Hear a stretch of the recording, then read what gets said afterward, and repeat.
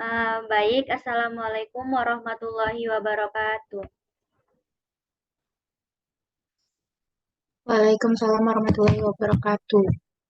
Marilah kita panjatkan puji syukur kehadirat Allah Subhanahu wa Ta'ala karena telah memberikan kita kesempatan untuk dapat melaksanakan Zoom pada sore hari ini. Sebelumnya, perkenalkan saya Indah Purnama Tanjung dengan NIM 220031103 sebagai moderator. Di sini saya tidak sendirian, saya bersama rekan-rekan saya yaitu ada Atika Fitri, Rosmala Dewi, Laura, Kori Islami Putri, Sisri Novia Rahmadani, dan Jihan Tria Amanda. Tanpa memperpanjang mukadimah, langsung saja kita ke pemateri pertama, yaitu kepada saudari Sistri dipersilahkan. Kepada saudari dipersilahkan. Oke, terima kasih kepada moderator. Di sini saya akan membacakan materi yang pertama, yaitu tentang pengertian etika. Secara etimologi, etika berasal dari bahasa Yunani, ethos, yang berarti adat, kebiasaan, kesusilaan. Pengertian terminologi etika menunjukkan pada tingkah laku yang didasarkan pada penilaian baik dan benar. Istilah ini dipopulerkan oleh Aristoteles. Pada perkembangan selanjutnya, seorang ahli filsafat, Cireko mengenalkan sesuatu istilah moralis yang kurang lebih bermakna sama. Dalam pandangan normatif, segala sesuatu mempunyai nilai-nilai yang dijadikan asumsi dasar dalam implementasi. Menurut Bagus Lores tahun 2005. Etika menurut K. Bertnes tahun 1994 terdiri dari: pertama, etika adalah niat. Apakah perbuatan itu boleh dilakukan atau tidak sesuai dengan pertimbangan niat baik atau buruk sebagai akibatnya. Kedua, etika adalah nurani atau batin. Bagaimana harus bersikap etis dan baik yang sesungguhnya timbul dari kesadaran dirinya. Tiga, etika bersifat absolut. Artinya, tidak dapat ditawar-tawar lagi. Kalau perbuatan baik mendapat pujian, dan yang salah harus mendapat sanksi. Empat, etika berlakunya. Tidak tergantung pada ada atau tidaknya orang lain yang hadir. Next.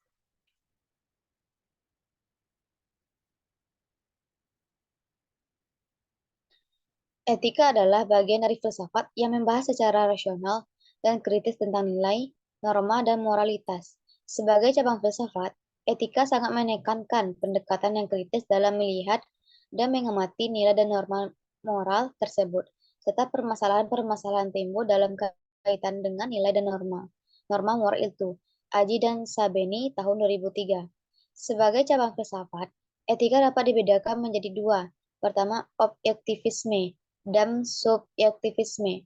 Menurut pandangan yang pada substansi perbuatan itu sendiri. Paham ini melahirkan rasionalisme dalam etika. Suatu perbuatan dianggap baik bukan karena kita senang melakukannya, tetapi merupakan keputusan rasionalisme universal yang mendesak untuk membuat seperti itu.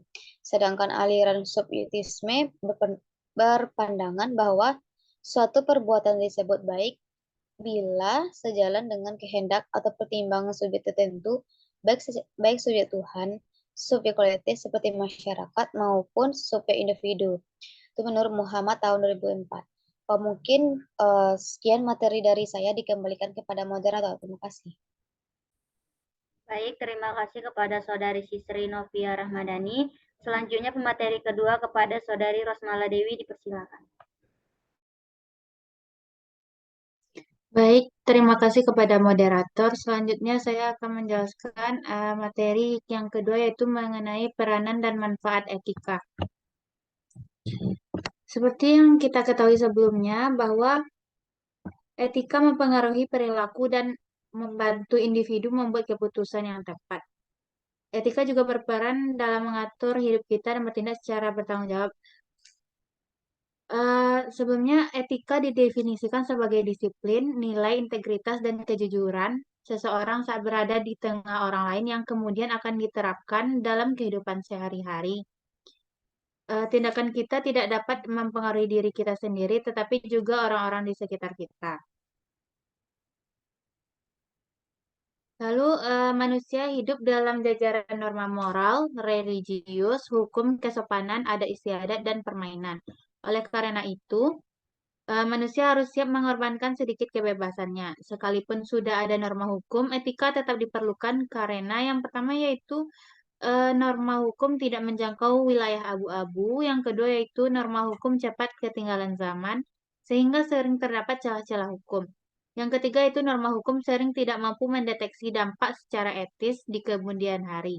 Yang keempat, etika mempersyaratkan pemahaman dan kepedulian tentang kejujuran, keadilan, dan prosedur yang wajar terhadap manusia dan masyarakat. Yang kelima yaitu asas legalitas harus tunduk pada asas moralitas. Selanjutnya yaitu manfaat etika. Yang pertama, di mana etika mengajak orang bersikap kritis dan rasional dalam mengambil keputusan secara otonom. Yang kedua yaitu mengarahkan perkembangan masyarakat menuju suasana tertib, teratur, damai, dan sejahtera. Baiklah, sekian dulu pemaparan materi dari saya. Saya kembalikan kepada moderator. Baik, terima kasih kepada Saudari Rosmala Dewi. Untuk materi selanjutnya kepada Saudari Laura dipersilahkan. Baik, terima kasih kepada moderator. Di sini saya akan membahas tentang macam-macam etika. Dalam membahas etika sebagai ilmu yang menyelidiki tentang tanggapan keasusilan atau etis, itu sama halnya dengan berbicara moral atau morais. Manusia disebut etis ialah manusia secara utuh dan menyeluruh mampu memenuhi hajat hidup dalam rangka asas keseimbangan antara kepentingan pribadi dengan pihak lainnya, antara rohani dan jasmani, dan antara sebagai makhluk yang berdiri sendiri pencapaiannya, termasuk di dalam membahas nilai atau norma yang dikaitkan dengan etika. Lingkup persoalan etika dijelaskan sebagai berikut. Satu, etika deskriptif. Etika deskriptif adalah ilmu pengetahuan yang berkaitan dengan etika yang berusaha membuat deskripsi secermat mungkin tentang yang dianggap tidak baik, yang berlaku atau yang ada dalam masyarakat. Etika deskriptif hanya melukis tentang sesuatu nilai, tidak memberikan penilaian. Yang kedua, etika normatif. Tindakan-tindakan yang seharusnya terjadi atau semestinya dilakukan oleh seorang kelompok orang. Etika normatif sepertinya etika yang deskriptif yang hanya melibatkan dari luar sistem nilai etika yang berlaku. Tetapi etika normatif melibatkan dari dengan mengumumkan penilaian tentang perilaku manusia. Yang ketiga, etika praktis. Mengacu pada pengertian sehari-hari, yaitu persoalan etis yang dihadap seseorang ketika berhadap dengan tindakan nyata yang harus diperbuat dalam tindakan sehari-hari. Yang keempat, etika individual dan etika sosial. Etika individual berhubungan dengan sikap atau tingkah laku perbuatan dari perseorangan, sedangkan etika sosial berhubungan dengan tingkah laku yang dilakukan oleh perseorangan sebagai bagian kesatuan yang lebih besar. Yang kelima, etika umum.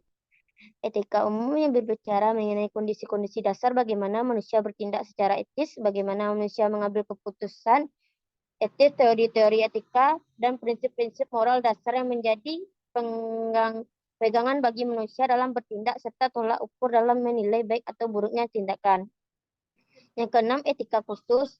Bagaimana mengambil keputusan bertindak dalam bidang-bidang kehidupan dan kegiatan khusus yang dilakukan yang didasari oleh cara-cara, teori, dan prinsip-prinsip moral dasar. Sekian materi saya kembalikan kepada moderator. Oke, terima kasih kepada Saudari Laura. Untuk materi selanjutnya kepada Saudari Jihantri Amanda dipersilahkan. Baiklah, terima kasih kepada moderator. Saya akan membacakan materi selanjutnya yaitu etika profesional. A. Pengertian etika dan profesional. Etika berasal dari bahasa Yunani yaitu kata ethos yang berarti suatu kehendak atau kebiasaan baik yang tetap. Yang pertama kali menggunakan kata-kata itu adalah seorang filosofi Yunani yang bernama Aristoteles 384 sampai 322 Masehi. Menurut Kamus Besar Bahasa Indonesia, etika atau moral adalah ajaran tentang baik dan buruk mengenai perbuatan, sikap, kewajiban, dan sebagainya. Menurut Bertenes, etika adalah nilai-nilai atau moral.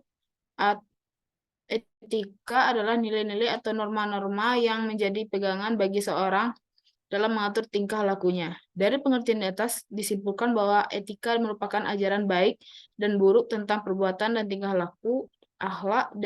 Jadi etika membicarakan tingkah laku manusia yang dilakukan dengan sadar dipandang dari sudut baik dan buruk sebagai suatu hasil penilaian. Adapun yang dibicarakan dalam makalah ini yaitu etika profesi yang menyangkut hubungan manusia dengan sesamanya dalam satu lingkup profesi serta bagaimana mereka harus menjalankan profesinya secara profesional agar diterima oleh masyarakat yang menggunakan jasa profesi tersebut.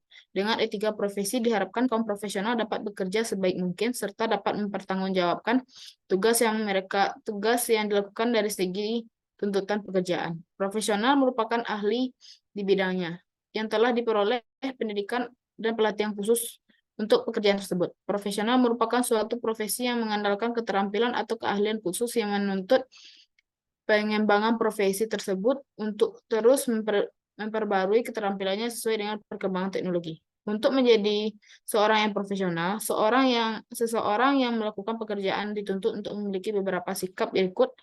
Yang pertama, komitmen tinggi. Seorang profesional harus mempunyai komitmen yang kuat pada pekerja yang telah dilakukannya. Yang kedua, tanggung jawab. Seorang profesional harus bertanggung jawab penuh terhadap pekerjaan yang dilakukannya sendiri. Yang ketiga, berpikir sistematis. Seorang yang profesional harus mampu berpikir sistematis tentang apa yang dilakukannya dan belajar dari pengalamannya. Yang keempat, penguasaan materi. Seorang profesional harus menguasai secara mendalam bahan atau materi pekerjaan yang sedang dilakukannya. Yang kelima, menjadi bagian masyarakat profesional. Sekian materi dari saya kembalikan pada moderator. Oke, terima kasih kepada Saudari Jihantria Amanda. Untuk materi selanjutnya kepada Saudari Atika, dipersilahkan.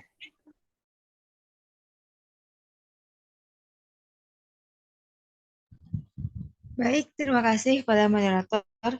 Yang berikutnya yaitu etika guru profesional terhadap peraturan perundang kode etik guru Indonesia. Kode etik guru profesional. Kode etik adalah sistem norma, nilai, dan aturan profesional tertulis yang secara tegas dan menyatakan apa yang benar, baik, dan yang tidak benar dalam pendidik profesional. Kode etik guru Indonesia, yaitu satu guru berbakti membimbing peserta didik untuk membentuk manusia Indonesia yang seutuhnya yang berjiwa Pancasila. Yang kedua, guru memiliki dan melaksanakan kejujuran profesional. Yang ketiga, guru berusaha memperoleh informasi tentang peserta didik sebagai bahan melakukan bimbingan dan pembinaan. Yang keempat, guru menciptakan susunan belajar sekolah yang sebaik-baiknya untuk menunjang berhasilnya proses belajar mengajar. Yang kelima, guru memelihara hubungan dengan orang tua, murid, dan masyarakat. Yang keenam, guru secara pribadi bersama-sama mengembangkan dan meningkatkan mutu martabat profesinya. Yang ketujuh, guru memelihara hubungan profesinya, semangat kekeluargaan, dan kesetiakawanan. Yang kedelapan, guru secara bersama-sama memelihara dan meningkatkan mutu organisasi sebagai sarana perjuangan dan pengabdian. Yang kesembilan, guru melaksanakan segala kebijakan pemerintah dalam bidang pendidikan.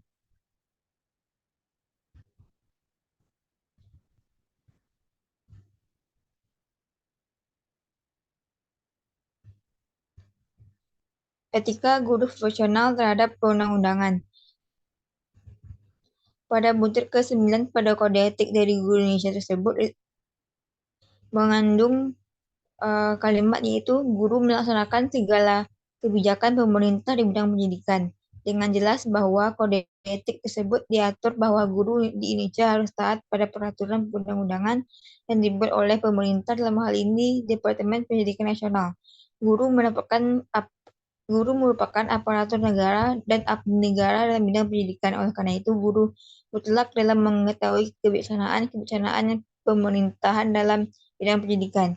Dalam kurikulum tersebut, secara eksplisit bahwa guru menggunakan pendekatan kontekstual dalam pelajarannya. Seorang guru yang profesional taat akan peraturan yang berlaku dan menerapkan kebijakan-kebijakan yang akan pada tantangan-tantangan yang nantinya diharapkan para guru memacu produktivitas guru dan dalam rangka mengembangkan mutu nasional. Sekian, terima kasih. Dikomunikasi pada moderator. Baik, terima kasih kepada Saudari Atika Fitri. Untuk materi selanjutnya kepada Saudari Kori Islami Putri, dipersilakan.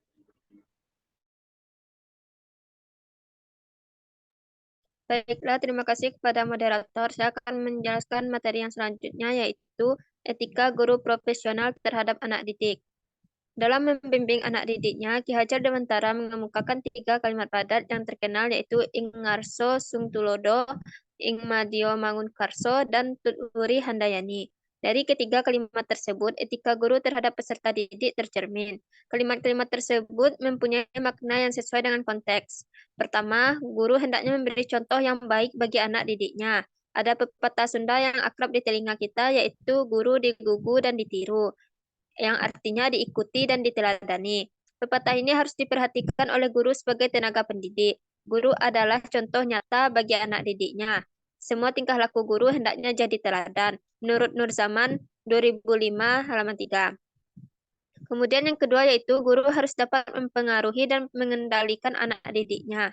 Dalam hal ini, perilaku dan pribadi guru akan menjadi instrumen ampuh untuk mengubah perilaku peserta didik. Sekarang guru bukanlah sebagai orang yang harus ditakuti, tetapi hendaknya menjadi teman bagi peserta didik tanpa menghilangkan kewibawaan sebagai seorang guru. Dengan hal itu, guru dapat mempengaruhi dan mampu mengendalikan peserta didik. Kemudian yang ketiga yaitu hendaknya guru menghargai potensi yang ada dalam keberagaman siswa. Bagi seorang guru, keberagaman siswa yang dihadapinya adalah sebuah wahana layanan profesional yang diembannya. Layanan profesional guru akan tampil dalam kemahiran memahami keberagaman potensi dan perkembangan peserta didik, kemahiran mengintervensi perkembangan peserta didik, dan kemahiran mengakses perkembangan peserta didik. Kartadinata tahun 2004 halaman 4. Semua kemahiran tersebut perlu dipelajari dengan sungguh-sungguh dan sistematis secara akademik, tidak bisa secara alamiah, dan semua harus terinternalisasi dan teraktualisasi dalam perilaku mendidik. Sementara itu, prinsip manusia seutuhnya dalam kode etik ini memandang manusia sebagai kesatuan yang bulat, utuh, baik jasmani maupun rohani. Sekian materi dari saya kembalikan kepada moderator. Oke, terima kasih kepada Saudari Kori Selami Putri. Selanjutnya pemateri terakhir yaitu yang dibacakan oleh saya sendiri, yang mana di sini saya akan menjelaskan tentang etika guru profesional terhadap pekerjaan. Etika ini merupakan butir ke-6 dalam Kode Etik Guru Indonesia yang berbunyi, guru secara pribadi dan bersama-sama mengembangkan dan meningkatkan mutu dan martabat profesinya. Secara profesional, guru tidak boleh dilanda wabah kompletisme, merasa diri sudah sempurna dengan ilmu yang dimilikinya, melainkan harus belajar terus-menerus. Bagi seorang guru, belajar terus-menerus adalah hal yang mutlak. Hal ini karena yang dihadapi adalah peserta didik yang sedang berkembang dengan segala dinamikanya, yang memerlukan pemahaman dan kearifan dalam bertindak dan menanganinya. Untuk meningkatkan mutu profesinya, menurut Sujipto dan Kosasi ada 2 cara, yaitu cara formal dan cara informal. Secara formal artinya guru mengikuti pendidikan lanjutan dan mengikuti penataran, lokaraya, penataran, seminar, atau kegiatan ilmiah lainnya. Secara informal dapat dilakukan melalui televisi, radio, koran, dan sebagainya. Selanjutnya ada etika guru profesional terhadap tempat kerja. Sudah diketahui bersama bahwa suasana yang baik di tempat kerja akan meningkatkan produktivitas. Ketidakoptimalan kinerja guru antara lain disebabkan oleh lingkungan kerja yang tidak menjamin pemenuhan tugas dan kewajiban guru secara optimal. Dalam Undang-Undang Nomor 20 Tahun 2003, Pasal 1, bahwa pemerintah berkewajiban menyiapkan lingkungan dan fasilitas sekolah yang memadai secara merata dan bermutu di seluruh jenjang pendidikan. Jika ini terpenuhi, guru yang profesional harus mampu memanfaatkan fasilitas yang ada dalam rangka terwujudnya manusia seutuhnya. Sesuai dengan visi pendidikan nasional, untuk menciptakan suasana kerja yang baik, ada 2 hal yang perlu diperhatikan, yaitu guru itu sendiri dan hubungan guru dengan orang tua dan masyarakat di sekelilingnya. Berkaitan dengan ini, pendekatan pembelajaran kontekstual dapat menjadi pemikiran para guru untuk lebih kreatif. Dalam pendekatan ini, diartikan strategi belajar yang membantu guru mengaitkan materi pelajaran dengan situasi dunia nyata siswa dan mendorong siswa mengaitkan pengetahuan yang telah dimilikinya dengan penerapannya dalam kehidupan sehari-hari. Mungkin sekian materi yang dapat saya paparkan. Dengan itu berakhir jugalah pembacaan materi dari kelompok kami. Sekian dari kelompok kami. Wabillahi taufiq wal hidayah. Wassalamualaikum warahmatullahi wabarakatuh.